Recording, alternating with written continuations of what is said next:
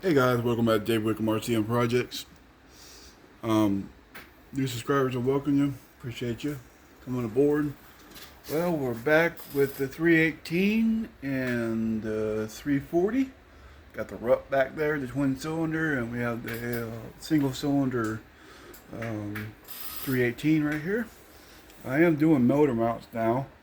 Mocking up some square tube on here. Just recently put new plug wire, cap, plug, and set of points on this, and it fires really well now. And on that one there, we did, we got a box for it, a CDI box for it. We redid the intake gaskets because they were bad on the inside. And then we put the starter all back together.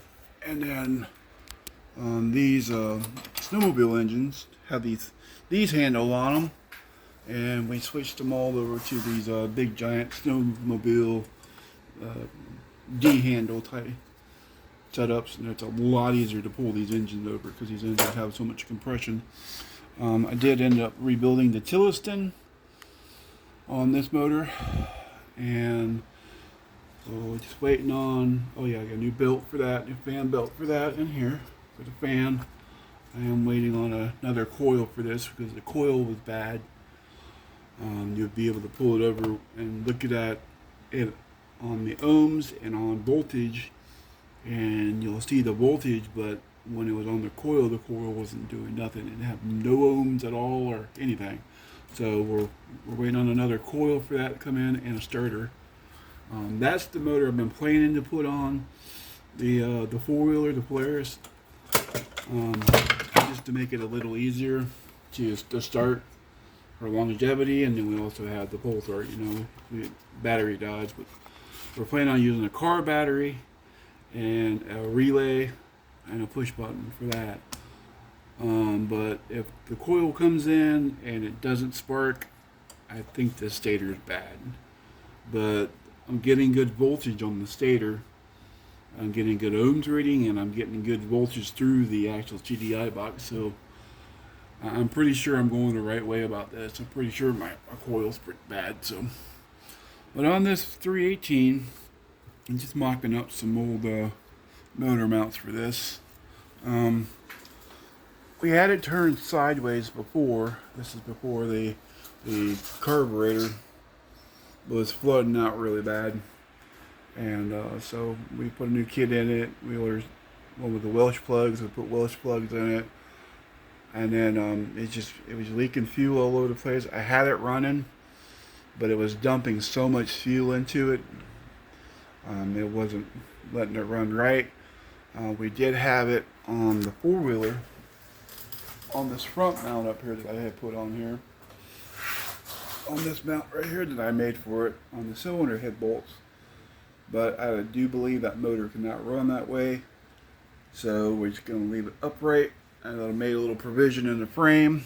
A lot of you Polairs guys are going to go, why did you cut the frame? Well, that's to get that Rotex in there. But I do have some other bars and stuff we got, and with my new wood chipper, it's right here, it says discard. We're going to just use this for a filler piece for right here. Worked out pretty good. That way we'll be able to do that.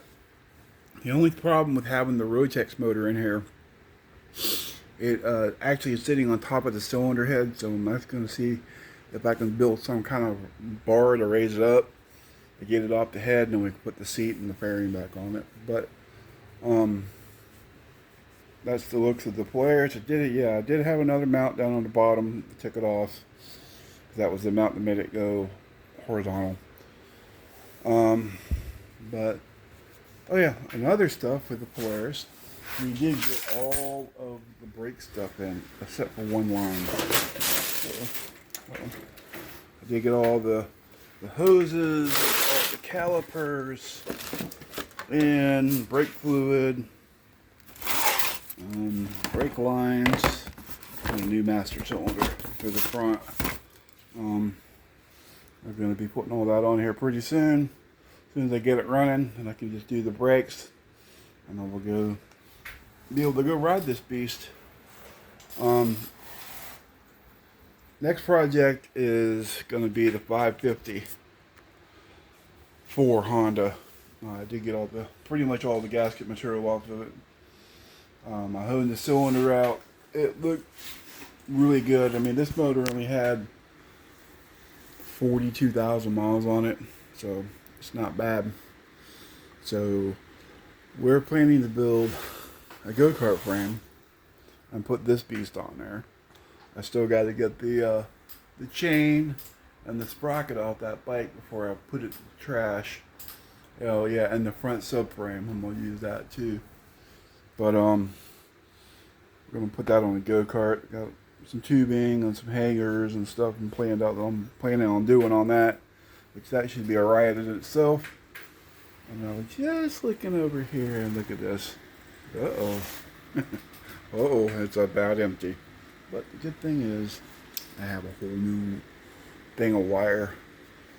Eventually what I plan on doing with this is to get a bottle with a regulator on it, because I don't have one, and that's just flux core wire. And I need to put a fan here. It has a fan back here, but I'm going to change it out. I'm going to change this one out, and I'm going to put one here so it's like a push-pull type setup. But overall, I mean, it's a good welder. But that's what's going on in my shop. As you can see, there's the header pipe for the Honda 4. Back there where it kind of cones out right before that mount right there, we're going to chop it right there and just let it free flow. So that'll sound pretty wicked. Do have a seat down there for the go-kart. So I'm just collecting stuff. Oh yeah, I do have to put the shifter back on the Polaris. And I was looking on the Polaris thing here the other day, and it shows the shift pattern, which this is going to be upside down. I didn't know it had reverse. It's high, low, neutral, and reverse. Well, that's going to be kick butt. But yeah, I'm going to be getting this going here pretty soon. Sorry, it's been a little bit. Life of an amputee. It got me an electric leg and got it working good and all, and on my knee, right there's a bump right in that general area, and it hurts like a son of a bitch.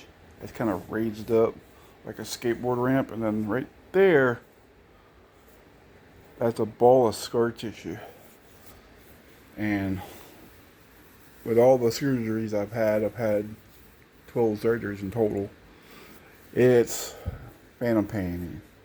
It's driving me absolutely bananas, guys. That's why I'm not out here every day making videos for you.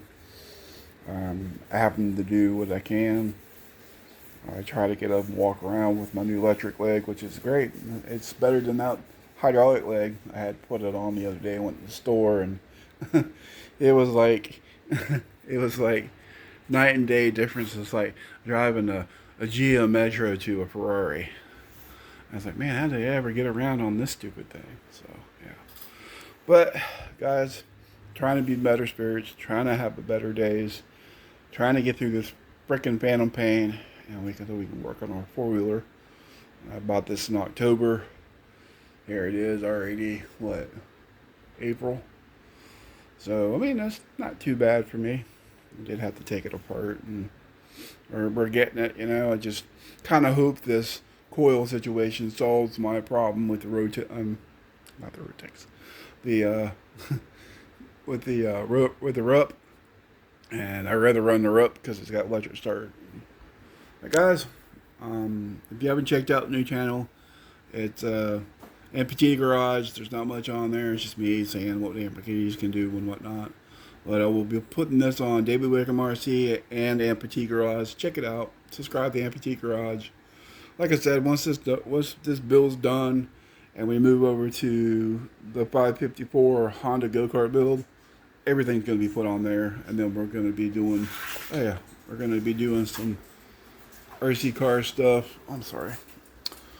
With the 2.0 Blackout, I did get all the rest of the pieces for the 2.0 black off. They're all in there.